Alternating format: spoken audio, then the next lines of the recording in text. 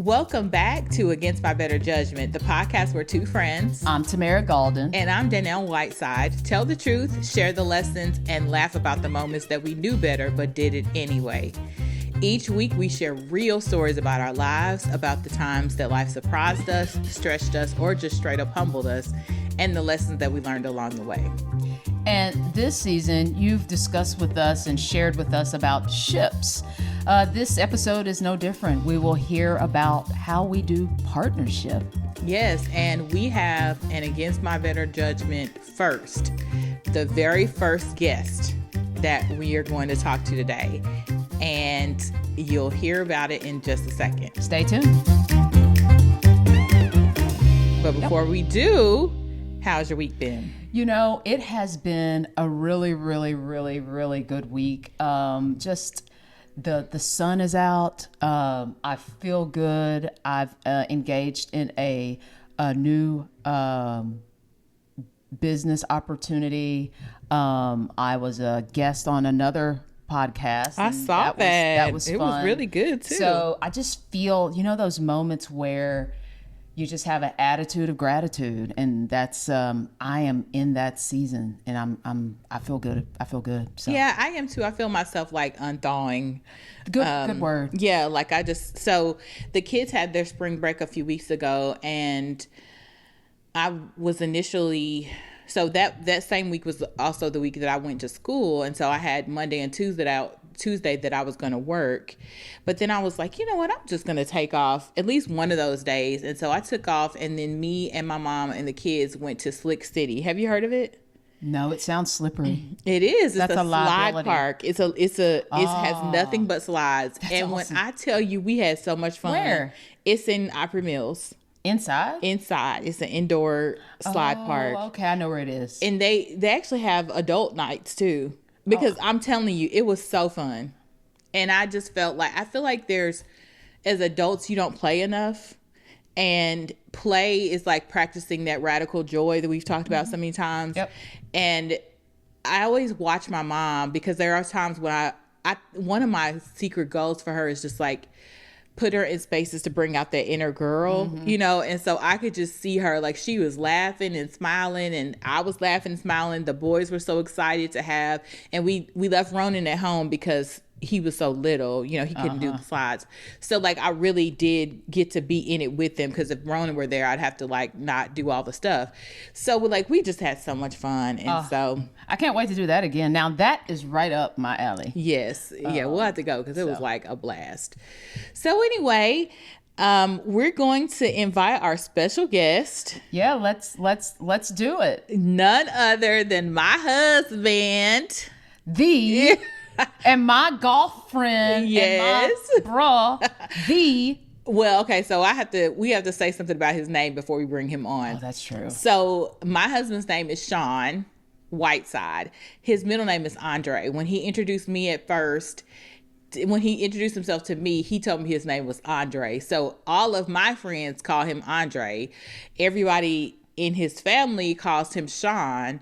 The people he went to college with call him Whiteside. So he has all the names. But anyway, I talked so much about him on the podcast that we wanted to bring him on to talk about how he and I do partnership. And it just so happens that the week that this drops, we'll be celebrating our 10-year wedding anniversary. So I love it. Yes. So let's chat with Andre. Y'all, we have our very first guest, and I'm so honored to have my husband, Sean Andre Whiteside, to join us. Sound effects. Thank you for having me. Yes, and we're going to talk about how we do partnerships. Mm-hmm. So, Wait, Andre. Yes. Have you enjoyed the shows? I have enjoyed the shows. I love that you all are kind of stepping outside of boxes. I love that you all are. I'm hearing things about my wife that I've never heard before. About balloons and all kinds of stuff. So, what's your least favorite show? Least favorite? Yes. I don't have a least Good favorite. answer. What's your favorite? I would have to say my favorite was probably the balloon one, because I was like, now my wife, she don't normally spill too much tea on herself, but but the fact that she like opened up and she recognized that was like one of my things. I was like, oh, okay. Okay. I was setting you up for the perfume one. I thought that would be your. Oh, I was giving you a chance to. Clean it well, up. I was you giving know, a shot. Nope, you lost it. It's over. Okay. I'm just kidding. Well, I wanted to have the partnership conversation because I do mention you a lot in terms of like, you know, all the things that we have going on in our lives and how, you know, I feel that you help support me through the things that I am aiming to do. And I hope you feel that I support you in the things that you try to do. Yes. But, you know, we are married. When this episode airs, we will be celebrating our 10-year wedding anniversary. Yes. And so I want to ask you, what does partnership mean to you? I would say partnership means, you know, always having someone there that is someone that always has your back. I feel like a lot of times, especially in, you know, just every normal everyday life, you know, we all get kind of caught up in the things that we have going on. And, you know, just to know that I have someone in my everyday life that also not only just thinks about themselves, but also considers me and also considers the things that I have going on. And we actually team up to make sure that we can make each other's process and everything easier. I feel like that's like one of the true definitions of partnership, because you know, life is hard. Life is lifing sometimes, and you sometimes just need someone to, you know, to kind of help lift the burden, even if it's just, you know, something as simple as, you know, I've been running all day. Hey, you know, I'm gonna go grab dinner real quick. And, you know, I know sometimes when you're coming home, I know you don't feel like working all day and then cooking and then, you know, dealing with the boys and all this stuff. But, you know, even if I could be like, hey, I'll cook, you go pick up the boys from your mom or my mom or whatever, and then we all meet up together. And so by the time we get home, we can eat, we can do all the things we need to do for nighttime. And then we could both have 5 minutes to just kind of sit and decompress. Like, those are the things that matter to me. It's always the little things. Yeah. I think for me, our partnership works in the way that you described. It's kind of like seeing, like, I think we have gender roles. Like, there are things that you traditionally do, like, you know, take care of the yard and things like that. But I do appreciate that our gender roles are not really based on gender. Really, it's based upon who is available at the time. So, like, you will pack lunches. I've mentioned this on the podcast before, because you have, in the evenings, I need to do my work, and so you started to do that.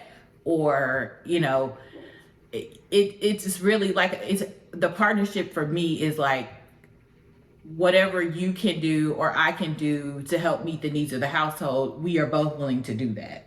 And I appreciate that. Yeah, I think all that is good stuff. And I also think about partnership. For me, I can't think of partnership outside without first thinking of friendship. For me, my partner has to be my friend first, and I have to see that we can have a friendship first. And so I kind of, you know, like I said, you cannot be my partner if we cannot be friends. And so I think the things that are little aren't so little. I mean, you know. No, that's true. We have a lot going on between juggling 3 very active boys and our careers and our families. But so I know we don't have our alone time as much as we should probably have as partners to nurture the friendship, to your point. But we do like things that are meaningful to us. Like, at one point we were doing like White Side Wednesdays, where we would do something after the kids went to bed, like a date in the house. Now for the last several, like, a lot of times we will, you know, pour ourselves a drink on Friday night or Saturday night and then watch comedy shows and laugh. Like, we, you know, so we try to find time to make time for each other to nurture the friendship, because that's really important in partnership. But I also think when you have a partner, that enjoy the things that you enjoy, including kids, then a lot of that partnership, it's almost organic in how you already have the friendship, and so you're just bringing in things. So the things that may seem mundane is also the things that make you two really, really good partners. But when I think of y'all, I think about teamwork making the dream work, and I think ultimately, you all are really a good, solid team. Yeah. And I also think, when it comes to partnership, there are a lot of things where when you see that, I see areas where she may not be strong in, as far as I understand certain things about my wife, certain things are just not her ministry. And I understand there. So one thing I will say, even though my wife is very busy, I know she's busy. Like, she is not the typical. She will cook. She will clean up after herself in some capacity. But as far as every day, hey, let me go out here and I'm just gonna put on my Susie Homemaker outfit and clean this whole entire. That's not her ministry, and I understand it's not. It's not. It's not. I've said before, I've never had any of her food. As much as she cooks and all this. I can cook. No, she can cook. Now she can. Now I didn't. All this didn't come from. Wait a minute. We're not gonna blame me. No. I'm saying this keeps up because she can cook. The thing about it is I understand after she cooks, she's like, hey, I need to do my work. So what I'm gonna do, I'm gonna get the boys ready for bed. I'm gonna go ahead and get their showers. Go ahead and get them ready for bed. Get them calm and in the bed, and then mommy comes in and knocks them out and goes ahead and they sing songs. We do all the things. Nighttime with mommy goes a whole lot smoother. But I understand, after dinner, she's gonna start on her work. I can get them together. After I get them together, I'm making lunches. I'll clean up the kitchen, whatever the case may be. It gives her time to do the things that she needs to do to prepare for, whether it's school whether it's work, whether it's a schoolwork, whatever the case may be. And I understand, she needs that time. If I don't give her that time, then on the weekends when, like she said, we can kind of hang out together on Friday night or, have a glass of wine or something stronger and hang out. Those times don't happen if those things throughout the week don't get done. Okay. So I think what I'm hearing is you all have an approach of just what's next? And whoever can do the what's next, it gets done, and it feels like that works for y'all. I know she said that, traditional gender roles, yes, my wife is not going to cut grass. I understand that. I fully accepted that, and I wouldn't want her to. But also, I don't see that there's really too many gender roles that are I'm not washing no dishes. We have a dishwasher. It's okay. And you have three. I have three boys. I have three boys. So I think y'all got that covered. Yeah, we're going to. Well, we're gonna have. But they started we also have implemented a new point system for the boys. Yes. Which I think also is helping them understand that they have a role in a partnership in the house too. We're all working for a collective. So you can get points taken away and added. You cannot get points taken away, but you can make yourself ineligible for points that day for two things right now. Number one is hitting each other out of anger, so fighting, or potty words. And I'm about to add another one, which is whining, because we're trying to curb behaviors. Yes. But they get points for taking out the trash, opening the blinds, making up their bed, brushing their teeth, things that, help the household run, because we're trying to teach them partnership. And also just trying to let them understand, I want them to get into routines, because I feel for me, one of the life lessons that I learned growing up was the fact that my grandmother, every summer, my parents would drop us off at my grandparents' house. And my grandmother, every day, we got up and cooked breakfast for her and my grandfather. It wasn't her cooking breakfast for us. We had to cook breakfast. We had to clean up the kitchen. We had to mop. We had to do all the things. Then she'd say, okay, get out of my house and don't come back until I call you. Yeah, basically. But it was that every morning, that routine, which I'm trying to instill into my children, getting up, hey, did you open the blinds? hey, did you brush your teeth? You know, they earn points for doing those things, but I tell them all the time, I was like, eventually daddy shouldn't have to tell you to do this, but it's that partnership with her and I to remind them, and then that lets them know, that takes burden off of us of things that like we have to constantly remind them of to do, so they just do it on their own, and so that frees up more time for us to have fun versus, hey, I need you to brush your teeth. I like that, but I think what I'm hearing, and I wasn't expecting the conversation to go this way, is it feels as though your partnership between the two of you expands into a partnership with the whole house. Like all of you are working in concert to get things done, and the goal of getting things done, you know, for little kids is so we can free up time for more fun. Yeah. And, Yes. and I think when you think about it that way, that's kind of, I never thought about partnership extending beyond the partners. So. Yeah, I mean, we all have a role. You know, if you live under the same roof, we all have a role and responsibility. And I'm hoping, because my goal is to raise good partners for someone else. You know, I know they're not going to be with us forever under our roof. And so if they choose to partner up, marry, you know, I want them to know, to see what needs to happen and do it. And they have a great example in their dad, who frequently will see, you know, something that needs to be done and will do it without me having to ask, and vice versa. And so that starts early, you know. I like it. I think when I think of you two, like what are those deal breakers, like from each of you? Like what's that no-go stopper for a partnership? Like if I, as many people know, you know, this is not my strong suit. Partnerships are just, I mean, I can tell you everything what not to do, and I've done it. So what are those things that you have to go into it with that, you know, you just got to get right, or it's just a flat out deal breaker? Like I think of if you're not honest with who you are, and you're not honest with your friends about who you are and your partner, then I think that's going to hurt, you know, a partnership. I think that can be a little difficult or hard. So what are those just deal breakers going in that you all notice? I think selfishness is going to be a deal breaker for partnership, because you have to be able to look out for someone else's interest, not just your own. And so that's going to be a major deal breaker to partnership. And then I think for me, a deal breaker is a person who takes themselves too seriously, because as he mentioned a minute ago, life is hard, and partnerships have to weather many storms. Yep. And the way that I weather storms is to try to be positive, to try to have fun. And so I need a partner who will be on board with that and not taking things too seriously.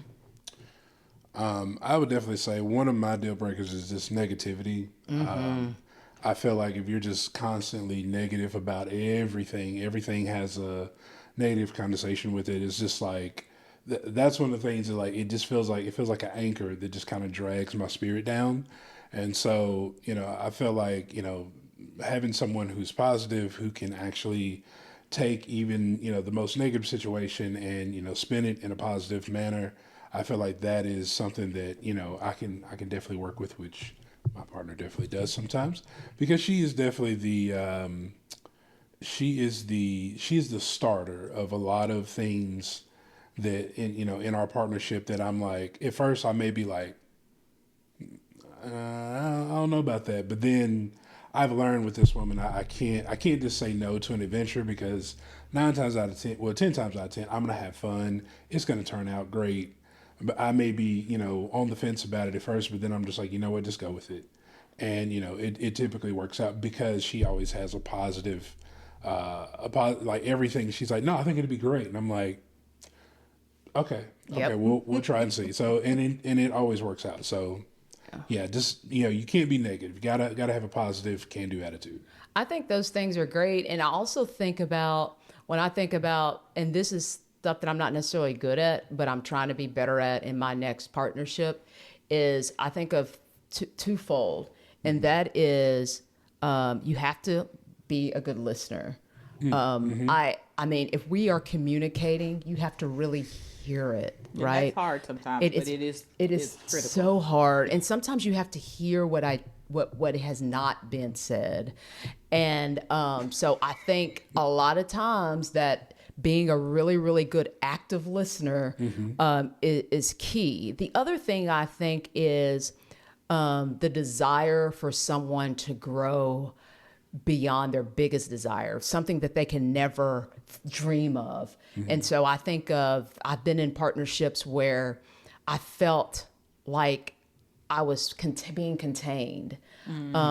Whereas I think of a partnership as, oh no, not only are you not going to be contained, but I'm going to do my best to really, really extend your territory and help you to extend your territory. So I think the word growth comes to mind. And I think of it in a way that not a growth that comes with another person comes to mind, not self-starters, not ambition, something just different. In growth and also I think about the challenge, because with a challenge there also comes growth, which leads me to my next question for y'all is like, wait, before you do that, I will say that I've experienced both. So at one point, somebody that I was dating, I felt like, shut up. I thought Andre was your first boyfriend. My one and only. But I felt like he treated me like a balloon. Like I was on a string. I was the balloon, and he had me on a string, and I could only go as far as his arm would allow to extend. But I believe, and I've been so grateful that Andre has treated me like a kite. That the string extends as far as I dream that it can go, and he holds me as like my anchor so that I don't get blown away and in danger. And so I feel I have the freedom to soar, and I needed that in a partner, and I appreciate that he provides that for me. And I will say the one thing I told her, we first started dating was, I want you to shine as bright as you want to shine.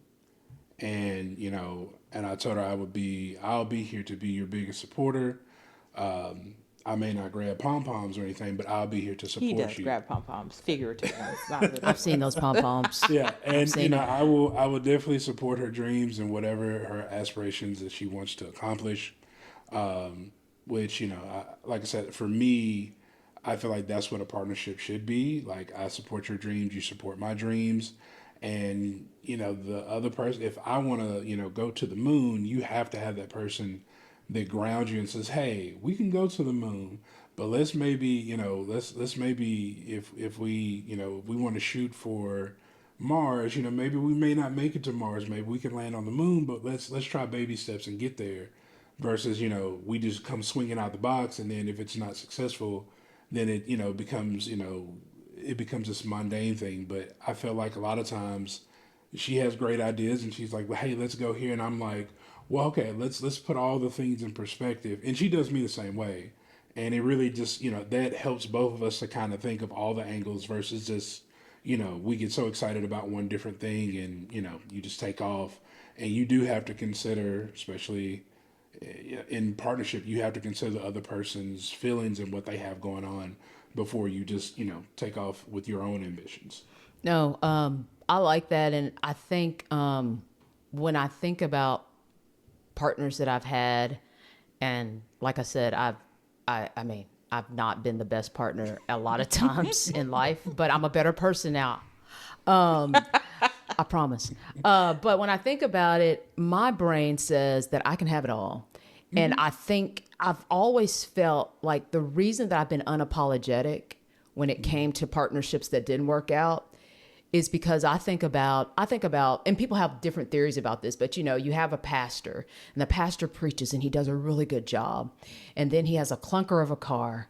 And then one day the church raises money and they get the pastor enough money, and pastor, we want you to have a brand new car.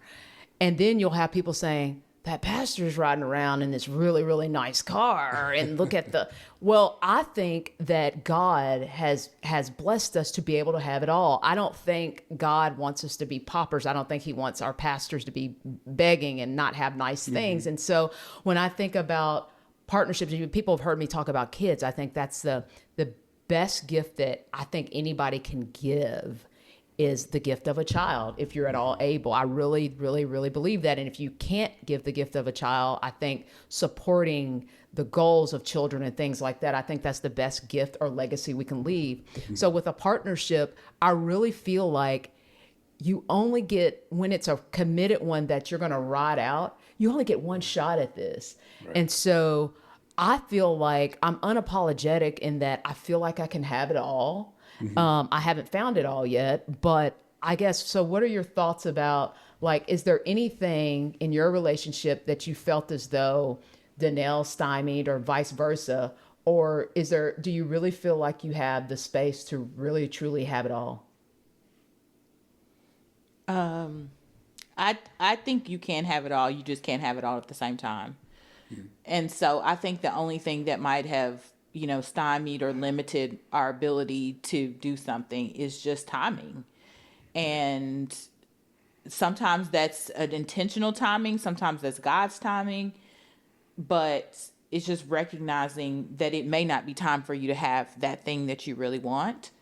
And I think that's really, but it's never been because, like when I was interim president, he was very supportive of me, like overly supportive of me. No such thing.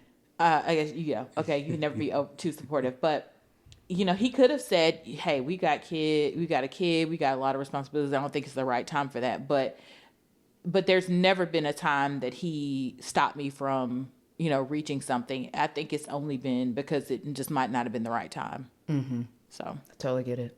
Yeah, and I'll say, like you said, you can have everything. It just really, like she said, it really does have to do with timing and alignment. A lot of times, there's things that have come up. There's nothing that I would say that she's ever been like, no, you shouldn't do that. She's always been, she'll point out angles to me of, hey, what about, have you thought about this? And I think that's healthy. Because we're all human, we are all flawed in some way, and we can't think of everything. And so having someone that can be there and kind of help to turn you on to different angles and be able to kind of say like, hey, let's think about everything before we fully jump out here. I think that's key. But you can definitely have it all, but you can have it all, like I said, in time and with a plan. Mm-hmm. Mm-hmm. No, I think this has been a fascinating conversation. I guess just to wrap it up, and I'll, Andre and Dannelle, if you want to chime in, like, what are your takeaways, or what do you want to leave us with? Because we don't get you every week. Well, I'll say, the biggest takeaway for me is, being able to have someone that you can, communicate with. You can share your dreams. You can, really kind of open yourself up. I feel like that's key. I feel like a lot of times communication and just being able to have a little bit of openness. I feel like a lot of times we close ourselves down. Even though we're in the era of social media, we're the most like secluded than we ever were. Mm-hmm. And I feel like a lot of times just being able to be open and be, honest and vulnerable with somebody that actually helps to grow your partnership, helps to grow your relationship. And I feel like, being able to have someone that I could do that with, that makes partnership in life just, a whole lot easier. Yeah. I love it. I just appreciate you for being a great partner. And I think my takeaway from this conversation is pointed to you, and that you can have it all. Yes, you can. In the person that, like we don't meet 100% of each other's needs because no one can do that, but you should have a standard for your partner. And I believe you're going to get that. I do. Yeah. I do. What's your takeaway? Well, my takeaway is that this partnership thing it's real. It's durable. It's not a thing of old. When I think of just our parents being together for so long, it's real and it's relevant, and it means something. I like to see it. I like to be a part of it. And I appreciate the work that you all do, because, as I always say, one of those kids may have to go get me a drink of water someday. And it's the kindness and things that you all have instilled and the examples that you've instilled that is going to make this world a better place. So, well, thank you for joining us. Thank you for having me. I really appreciate it. Okay, so that was really a good conversation. Thank you so much, honey, for being here and chatting with us. And I hope we gave y'all a peek into really how we do partnership, which I think an important thing to know is how we do partnership does not necessarily mean how you should do partnership. It really is just about how each of you inside of a union decide to work together. So anyway, so we're moving on to We'll Be the Judge segment. And this one is from Lawson, I think her name is. Okay. what? I don't know if the person. Did you say Lofton? Lawson? Lawson. Is that is it a, that's kind of a unisex name. It may be. Yeah. Okay, so Lawson says, "Hey, Tamara and Dannelle, I have a question that might sound small, but it's been bothering me. I have no problem spending money on my kids, my home, or even gifts for other people. But when it comes to buying something for myself, even something simple, I hesitate. I'll talk myself out of it, put it back, or say maybe next time. But then I'll turn around and spend twice as much on everyone else without thinking about it. Why is it so hard to spend money on myself without feeling guilty? And how do I get over that?" Man, Lawson, this is definitely she. Lawson, that is, and I always like to couch things this way so that people recognize like I'm not really speaking out of turn. I don't know if what you're dealing with is unique for a parent.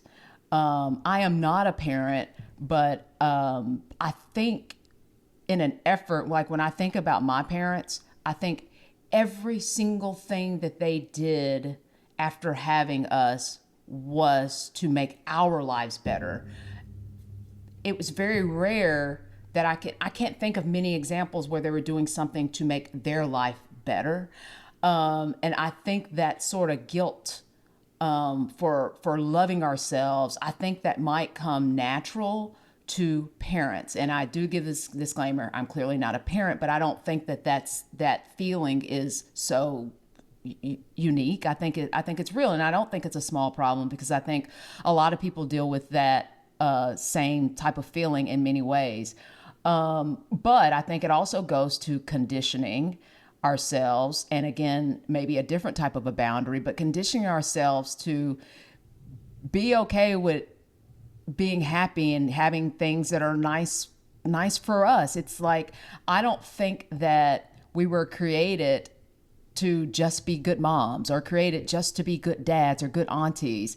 I think we were created to also give joy and receive joy. And if that means that you are going to budget part of your hard-earned resources to do something nice for yourself, I think that you are going to have to figure out a way to condition yourself to recognize that that is okay. And if you have to hear that it's okay, you're hearing it from me right now. It is okay to get something nice for yourself. And that's really all that I have to say about it. Yeah.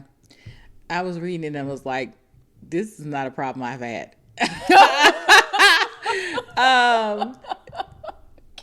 Which is not good, but it's okay. I'm not glorifying that. I'm just saying that, I give a lot of myself. I give a lot of my time to everyone in my life.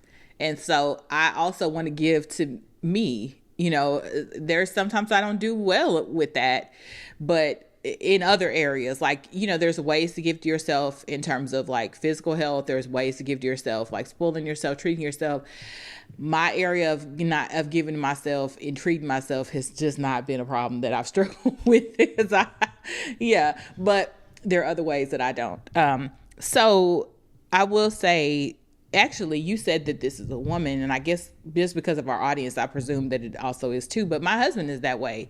He will not buy for himself. Like, he just won't. Like, I sometimes will have to like say, hey, go get that thing. You know, his phone will be on his last leg. And I'm like, come on, man, just go get a phone.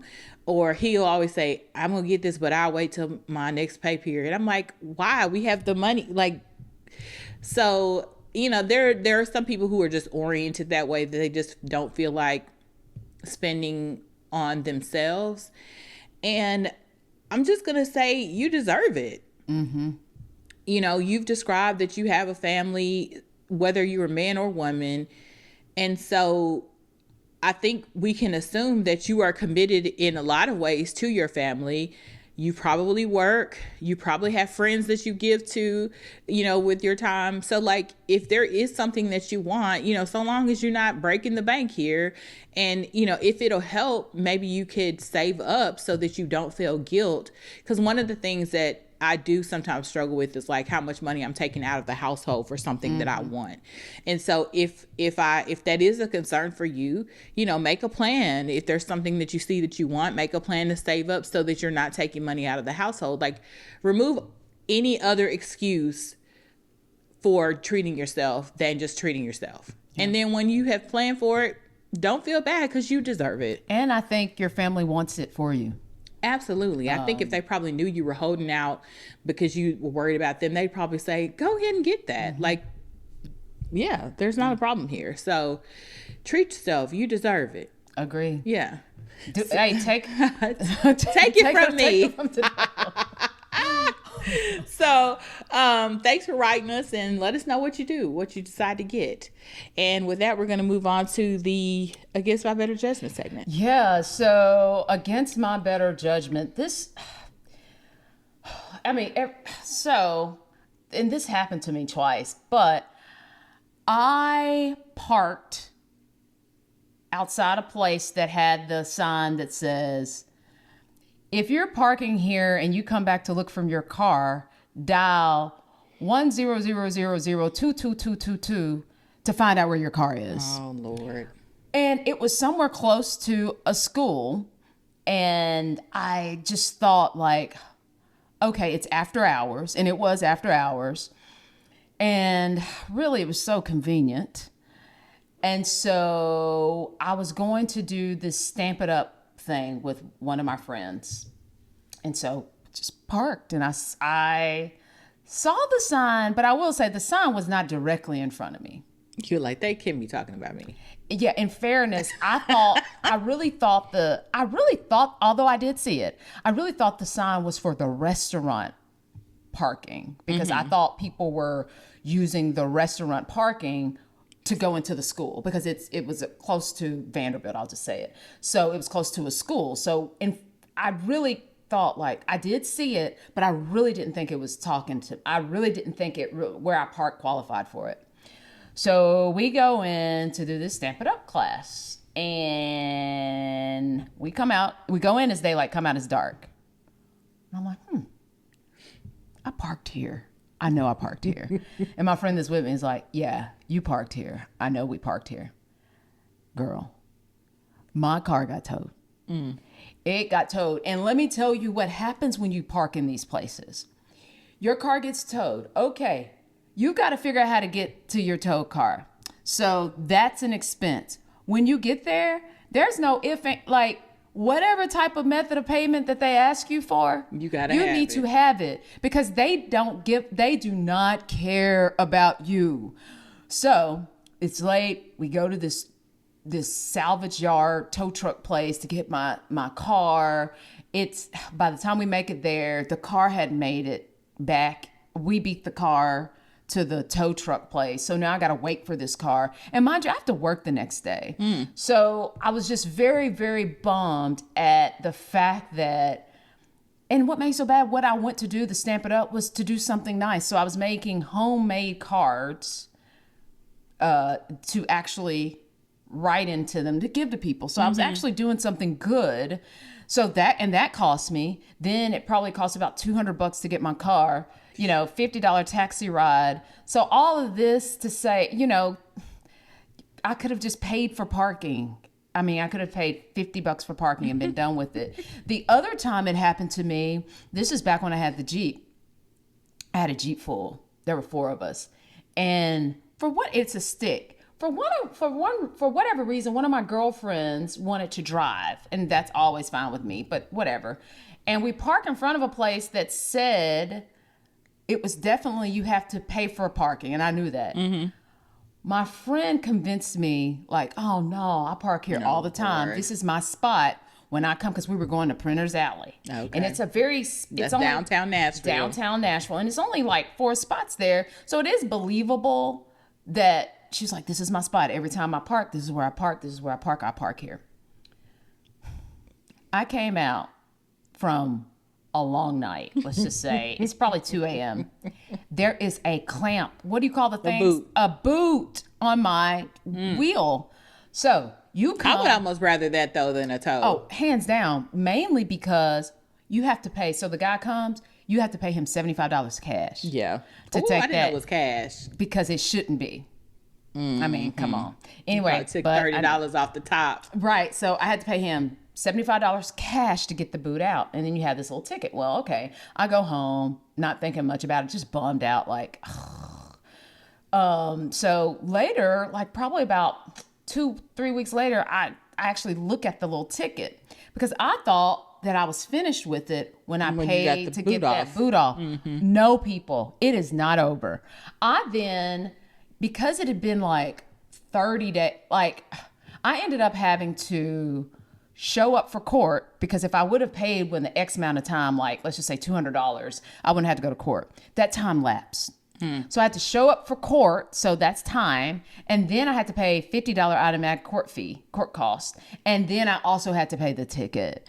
So all of that, from all I can say is people pay attention when parking, and then just pay for the parking. Yeah, I've totally had that happen in downtown Nashville. Again, I went to see a play at TPAC, and I parked where I thought the sign said I could park, and then they towed me, and I walked out of there, and I'm like, it's the scariest feeling too, because you're just like, I don't know if it's stolen or what. I don't even know how I realized that it had been towed. Right. But how about it's missing?